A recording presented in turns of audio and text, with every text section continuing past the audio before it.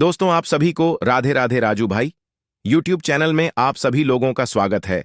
दोस्तों, बहुत ही ज्ञानवर्धक कहानी है। इस कहानी को आप अंत तक जरूर सुनिए और हमारी कहानी आप लोगों को अच्छी लगे तो अपने दोस्तों के साथ शेयर करें और कमेंट में हर हर महादेव जरूर लिखें। आप कमेंट और लाइक नहीं करते, क्या कोई आपका पैसा जाता है? ज्यादा से ज्यादा कमेंट करें जिससे हमारा मनोबल आगे और बढ़े और आपको बढ़िया से बढ़िया कहानी सुनने को मिलती रहे। आइए कहानी को शुरू करते हैं। पीपल के वृक्ष की कहानी। एक गांव में एक गरीब किसान रहता था। किसान की एक बेटी भी थी। किसान की बेटी पीपल की पूजा करने जाती थी।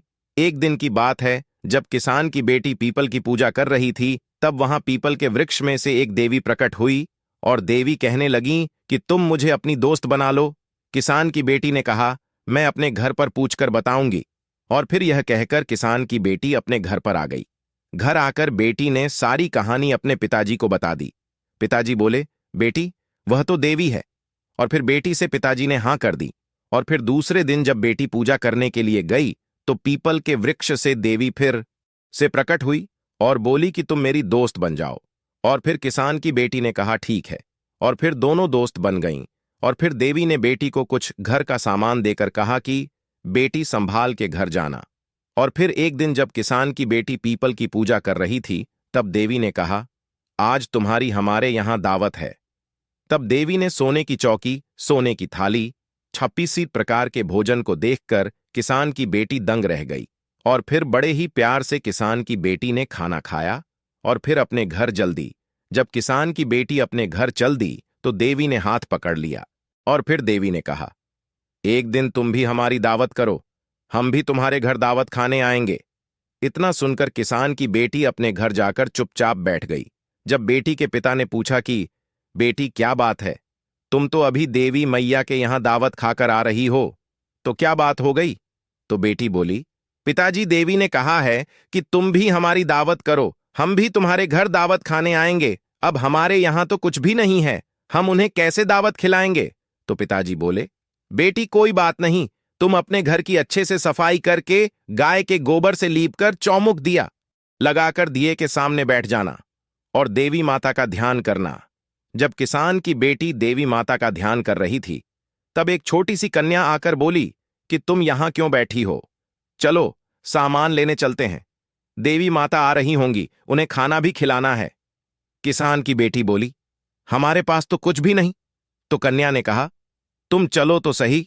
वे दोनों सामान लेने के लिए बाजार चली गई और जिस भी जगह से सामान लिया, उसे जगह दुकानदार ने कहा कि आपके पैसे पहले से ही जमा है। सभी सामान लेकर अपने घर आ गईं और फिर किसान की बेटी ने बहुत ही सुंदर पकवान बनाए और एक छोटी सी चौकी पर आसन लगा दिया।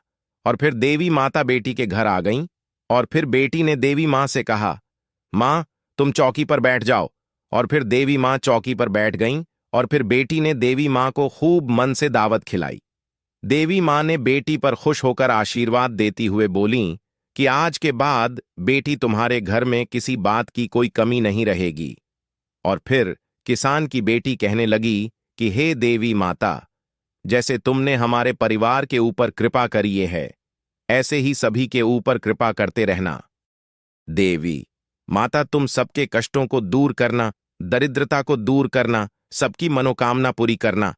और फिर देवी माता ने आशीर्वाद दिया कि जो भक्त मेरे पीपल की जड़ में पानी देगा या मेरी पूजा करेगा, उसके घर में कभी भी किसी बात की कोई कमी नहीं रहेगी। इतना सुनकर सभी गांव वाले देवी माता की जय जयकार करने लगे। बोलो देवी माता की जय। दोस्तों, आशा करते हैं कि यह कहानी आपको अच्छी लगी होगी। इसी तरह की ज्ञानवर्धक कहानियों को सुनने के लिए राजू भाई यूट्यूब चैनल से जुड़े रहें। और यदि चैनल पर पहली बार आए हैं तो कृपया चैनल को सब्सक्राइब कर लीजिए और वीडियो को एक लाइक जरूर करें। कमेंट में हर हर महादेव लिखना ना भूलें। दोस्तों, आज हमारी पूरी कहानी देखने के लिए आप सभी लोगों को दिल से धन्यवाद।